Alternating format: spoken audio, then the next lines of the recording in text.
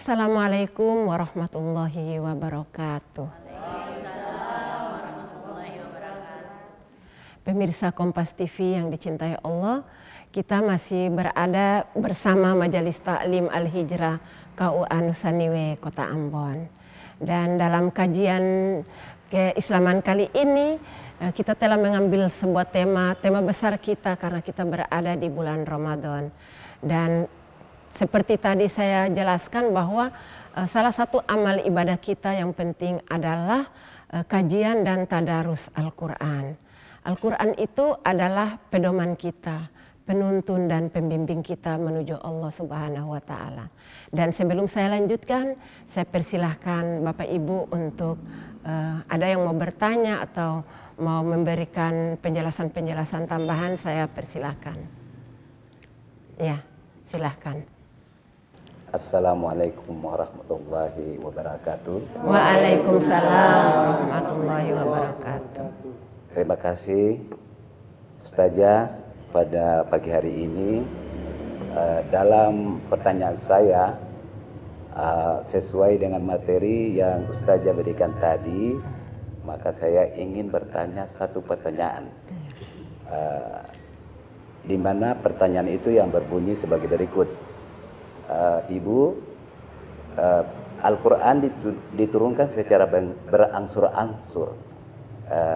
Apa yang diturunkan secara berangsur-angsur itu hikmahnya bagaimana, Bu? Terima kasih. Mungkin itu saja pertanyaan saya.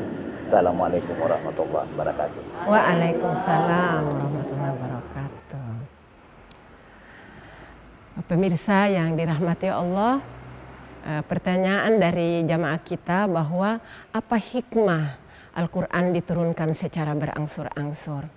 Bahwa Al-Quran itu terdiri dari 6.666 ayat, diturunkan selama 23 tahun lamanya. Jadi 10 tahun di Mekah, 13 tahun di Madinah. Al-Quran itu diturunkan itu kalau kita lihat di asbabun nuzul, sebab-sebab turunnya ayat, itu bahwa apa hikmah? Yang pertama, Al-Quran itu memang diturunkan untuk kepada Rasulullah sebagai pedoman.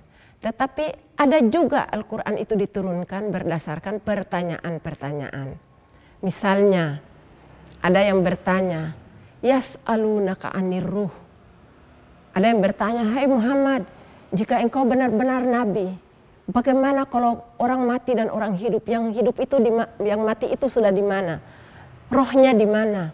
Kalau benar-benar, maka turunlah ayat yas'alunaka 'anir ruh. Qulir ruhi min amri rabbi wa ma utitum minal ilmi illa qalila. Jika mereka bertanya kepadamu tentang ruh, katakan bahwa ruh itu urusan Tuhanku. Dan kamu tidak diberikan ilmu, melainkan hanya sedikit. Jadi Al-Quran diturunkan, ada yang berkenaan dengan peristiwa-peristiwa, ada yang berkenaan dengan pertanyaan-pertanyaan, dan ada yang memang Allah menurunkan langsung. Contoh, ayat pertama itu, surat pertama yang turun, surah Al-Alaq. Tapi bukan keseluruhan surat itu, melainkan hanya 5 ayat yang ada pada surah Al-Alaq ayat 1-5. Tanggal 17 Ramadan 611 Masehi, ketika Jibril pertama kali datang kepada Rasulullah, dan itu adalah momen pertama Rasulullah bertemu dengan Jibril. Iqra bismi rabbikal ladzi khalaq. Itu ayat pertama Bapak Ibu dan pemirsa. Lalu ayat terakhir itu ketika Rasulullah sedang haji wada. Ketika tahun 11 Hijriah, Rasulullah ada di Arafah. Ketika beliau khutbah, maka turunlah ayat. Al-yawma akmaltu lakum dinukum wa atmamtu alaikum ni'mati wa raditu lakumul Islam madina. Hari ini telah kucukupkan nikmatku kepadamu, telah kuridhoi Islam sebagai agamamu, dan hari ini telah kuterima semua amal ibadahmu.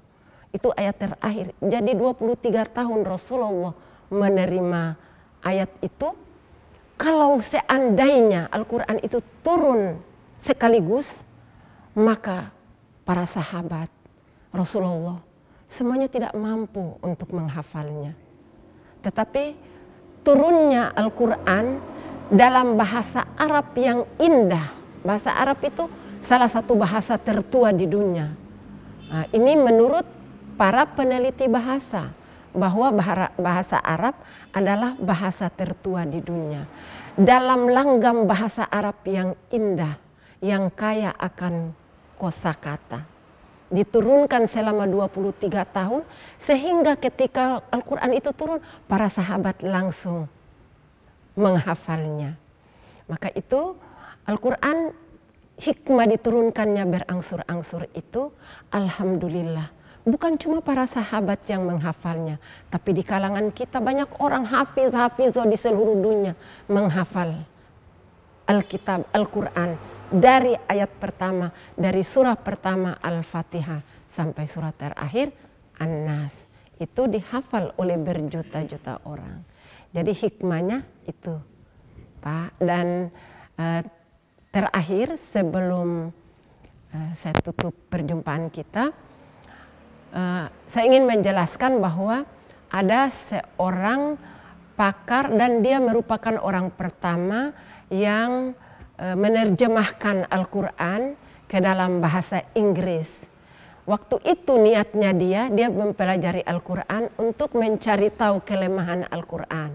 Tapi ketika dia mempelajari Al-Quran, dia sangat tertarik, kemudian menyentuh hatinya, lalu dia mengatakan bahwa Al-Quran yang indah dengan simponi yang menyentuh kalbu, setiap nada-nadanya, setiap ayat-ayatnya membuat kita untuk menangis dan tertawa. Apa maksudnya? Menangis ketika kita menyesali diri kita melakukan larangan-larangan Allah. Tapi tertawa ketika kita mempunyai harapan-harapan akan janji-janji surgawi dari Allah Subhanahu wa Ta'ala. Itu pernyataan dari Mr. Marmaduke Pickthall yang kemudian namanya Muhammad Marmaduke Pickthall. Demikian pemirsa Kompas TV dan jamaah Majelis Ta'lim Al-Hijrah KUA Nusa Niwe Kota Ambon. Semoga ini menjadi inspirasi. Mohon maaf kalau ada kekurangannya. Terima kasih sudah mengikutinya. Billahi taufiq wal hidayah. Wassalamualaikum